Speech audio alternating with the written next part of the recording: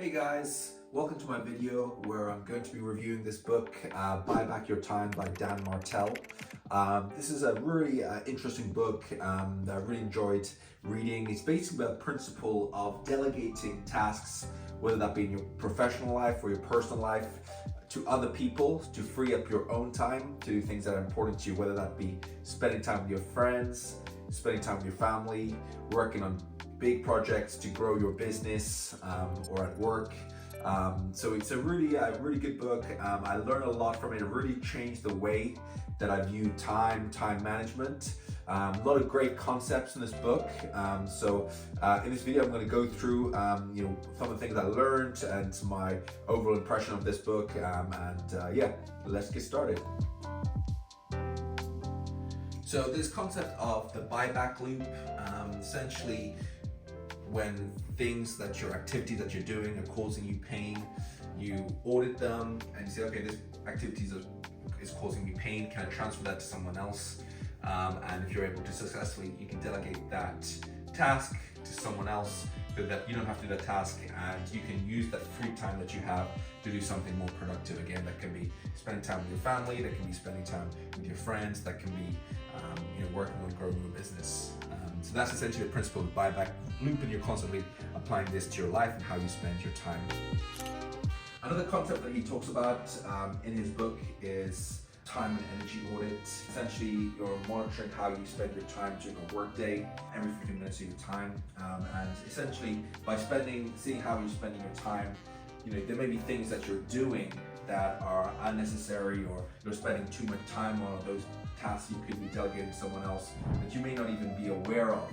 So by taking on this process of monitoring what you're doing, that actually helps you identify where you could potentially save time, where you could delegate tasks to other people to essentially, just be aware of how you're spending your own time. So I think that's a great idea. For me personally, I did try it for a day or two, and just being so busy, I was really unable to do it for more than a couple of days. I kind of forgot about it, and so it's I think it's worthwhile doing it, if you're able to, I think definitely the concept of monitoring how you're spending your time, I think is a great concept, and I think it's gonna make you aware of how you are spending your time, things that you may not have been aware of before.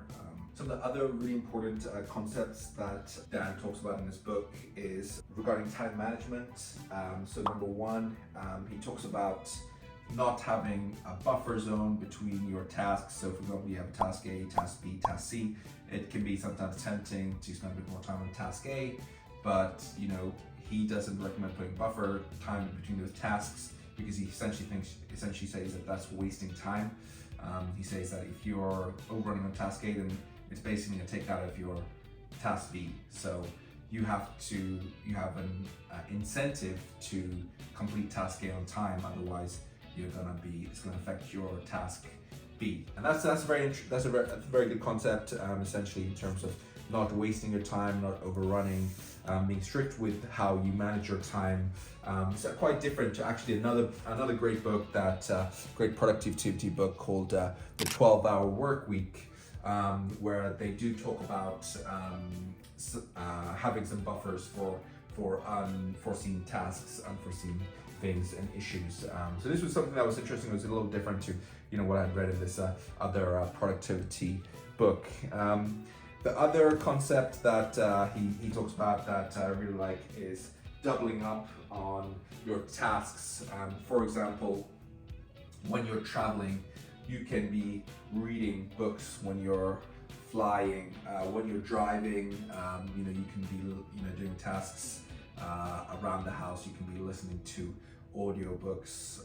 So there's always ways you can use time that you may not be actually working to be improving yourself, to be learning. I actually, from a personal perspective, I'm working on learning Spanish, and I would listen to audiobooks while I'm driving, Spanish audiobooks, to try and improve my Spanish. So that's something I think is a really great concept, and I think that again is going to help use your time, using your time wisely and effectively to achieve things you want to achieve, whatever they are.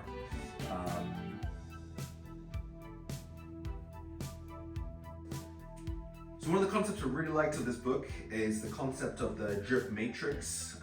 It's basically looking at the tasks that you perform on a day-to-day or week-to-week basis and putting them into 4 quadrants.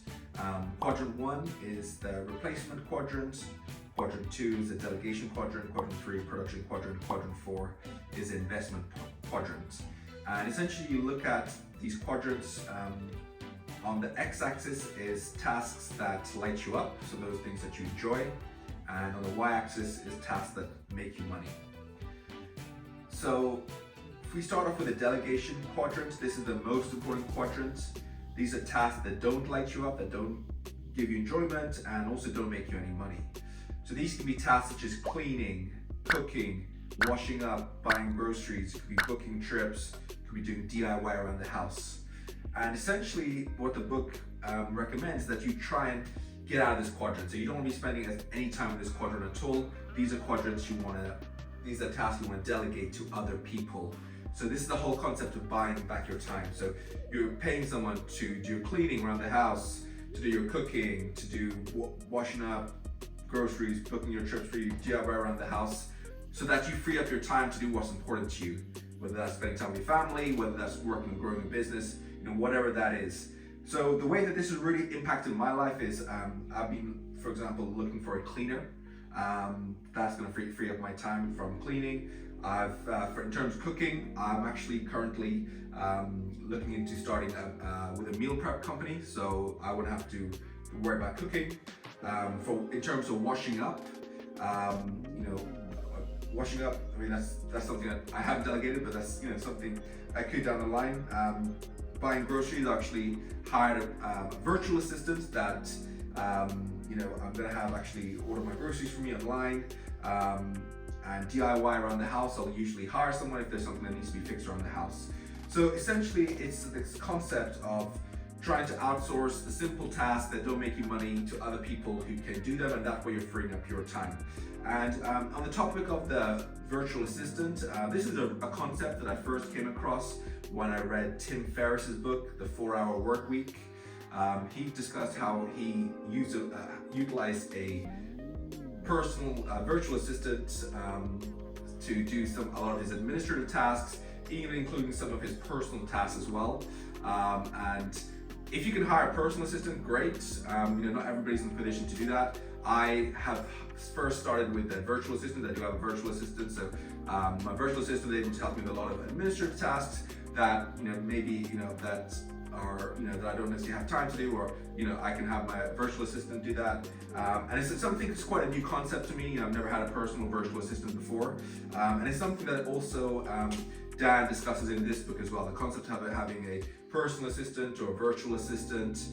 You can actually look into getting virtual assistants from abroad, and they can be very cost effective. So something I definitely would recommend looking into, and certainly I've had, like I said, I've started working recently with a virtual assistant, and I think it's a great idea, great concept. It is something new, and I think that certainly, you should certainly look into getting one as well, so that you again free up some of your time to do things that are important to you in your life.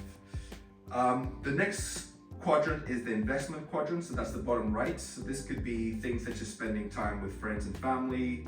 It could be going to the gym. Things that you enjoy doing, things that are important for your health but don't necessarily make you money. The next quadrant is the replacement quadrant. So this is things that you may or may not enjoy, but that does make you money. Now that could be making sales calls, that could be calls with clients.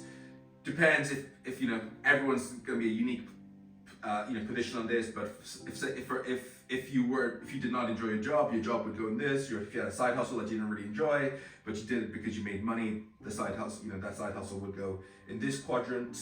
And on the top right is a production quadrant. So that's tasks that you enjoy that also make you money. So for example, if you love your job, you enjoy your job, then your job would be in this quadrant. It could be running your business, if you really enjoy it, if you're passionate about it, it could be in this quadrant as well.